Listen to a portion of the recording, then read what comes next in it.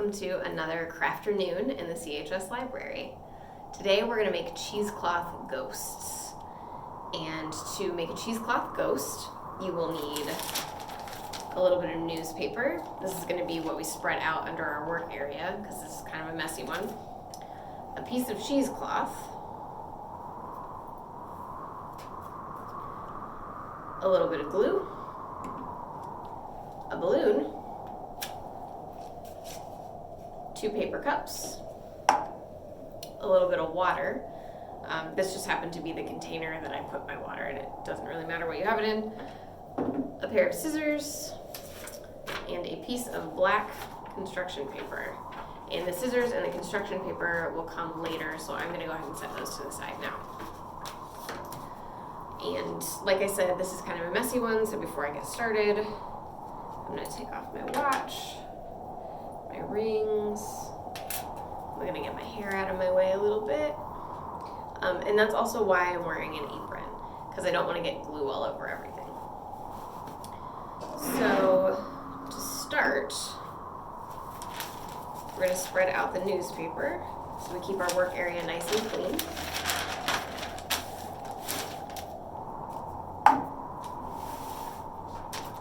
There we go. And this is a project that's going to need a little bit of time to dry. So if you are working in a place and you need to move your project elsewhere so that it has an undisturbed location to dry in, I would suggest also putting a piece of, like a good sized piece of cardboard down on your surface and building on top of that. That way it's sturdy when you lift it up and move it. I'm going to be able to keep mine here though, so I'm just doing the newspaper. And my next step is to blow up my balloon.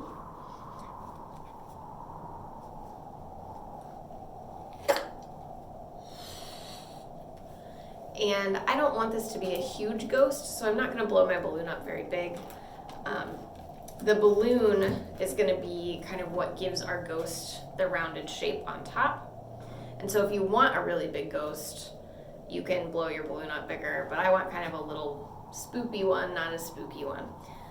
Also keep in mind your cheesecloth length or size. So if you want a really big ghost, you're going to need a bigger piece of cheesecloth as well, and this is not super big, so I think this is going to be a good size for my balloon. I'm going to put my balloon in one of my cups. Next, I need to make the glue water solution that I'm going to put I'm going to put in my cheesecloth to make the cheesecloth stiff. So ultimately, this ghost is going to stand up on its own. And I'm going to take my little glue in my paper cup. I'm going to drain the whole glue bottle. Actually, it'll probably go easier if I unscrew that lid. So I'm going to drain my entire glue bottle into this cup. And glue itself is a little too thick, a little overly sticky for this project. So what we're going to do is we're going to make a mixture that is 50% glue and 50% water. That's what the water's for. And that's going to let the glue kind of soak into the cheesecloth a little bit more, and it'll contribute to the ease of evaporation in drying the cheesecloth and making it stand on its own. So it's okay if you don't get every single last drop of glue out, because the way we're going to make sure the solution is half glue and half water, roughly, is once we've got most of it out of the bottle, we're going to take the water and very carefully pour it into the glue bottle. It's okay if you overflow a little bit here, not a big deal. There we go. Then I'm going to put my lid back on, and I'm going to make sure that I close that orange part at the top too, so it's nice and secure. Shake it up a little bit. And what I'm doing right now is just trying to get some of that excess glue off the walls of the bottle. Alright, that's probably pretty good. So now I'll unscrew that.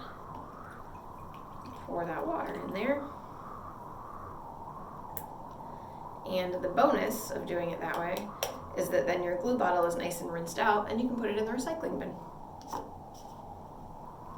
right, take care of that later.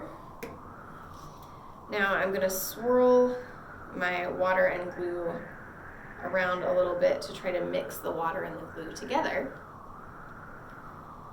And I'm gonna do that until they look like they're pretty well blended. It's almost like cooking.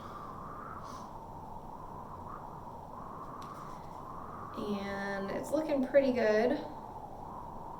Looks like the glue and the water are pretty much blended together into an even mixture.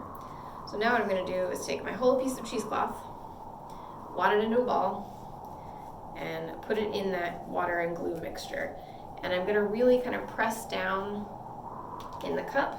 Oop, that's why we have the newspaper, right? I'm going to press down in the cup and make sure that that whole piece of cheesecloth gets really saturated with the water and the glue. And then I'm gonna wring that out into the cup. This is kind of a disgusting process. It's sort of like if you've ever done paper mache, it's kind of like that. Also makes these terrible squelching sounds. Alright, so I think that's pretty well saturated and wrung out. So now I'm going to uncrumple my cheesecloth. And you can see it already has even a little spookier of a look to it than it did when I first held it up. It's got a little more weight to it because that water and that glue is in there. So now I'm going to set my water and glue off to the side, come back to my balloon, and I'm going to just drape my cheesecloth over my balloon and my cup. And you can kind of play with the edges a little bit, see if you can adjust it in a way that you particularly like. You can kind of scrunch it up a little bit if you want it to be a little bit wrinklier. Or spread it out a little if you want it to have nice long tendrils. And then that's it for now. So I'm going to leave this here to dry. And once it's completely dry, I'm gonna leave it for about 24 hours. Once it's completely dry, it should be stiff enough from the glue, after all of the water has evaporated, that it'll stand up on its own once we get rid of that balloon and that cup. So now we get to do the cool video time travel thing.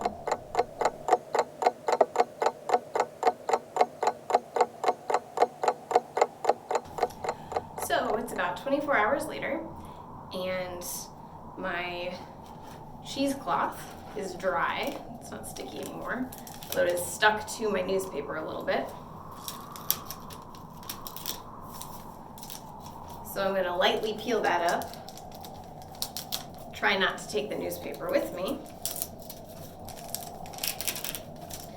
Then I'm going to pick the whole thing up, get rid of that cup, and see if I can get it off my balloon. There we go. That's my ghost. Now, if you want, if you remember back to the black paper and scissors, you can create a little face for your ghost if you like. I'm just folding my paper a little bit here so I can create two of the same eye. And you can draw one out or you can freehand it.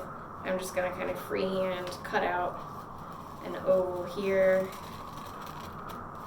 Actually, I want this to be a cute ghost. So instead of doing an oval, I'm gonna do little happy anime eyes. You know, when they squint a little bit, like this. And then I'm going to Also on my fold, cut out a little smile.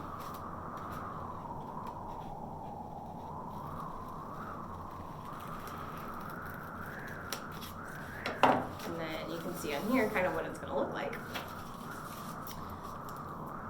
So there's a little smile. I'm gonna turn my ghost around. And I ended up just leaving my water and glue mixture sitting so that I would have some glue left for today. So I'm actually gonna use that to adhere my face to my ghost. And I don't have my apron on today. I do have my overalls. So I'm gonna be really, really careful with this glue.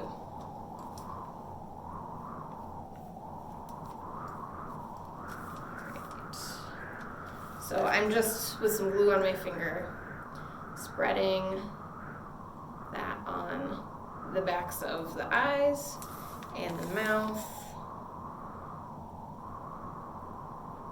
And then this will need a little bit of time to dry too. Just kind of wipe my finger off on my newspaper there.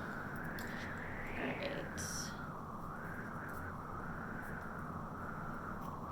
And then now that there's no balloon in there, I can actually reach up inside of the ghost so that I can kind of press that eyeball on there.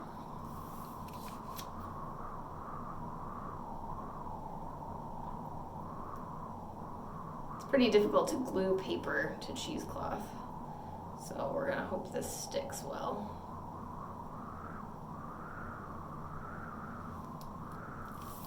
You can also totally skip the face step, and if you want to make it look like your ghosts are floating somewhere, take a little piece of fishing line, string it through the top, and then you can kind of hang your ghost up. But there's my little ghosty face, and there's my little finished ghost, and that's how you make a cheesecloth ghost.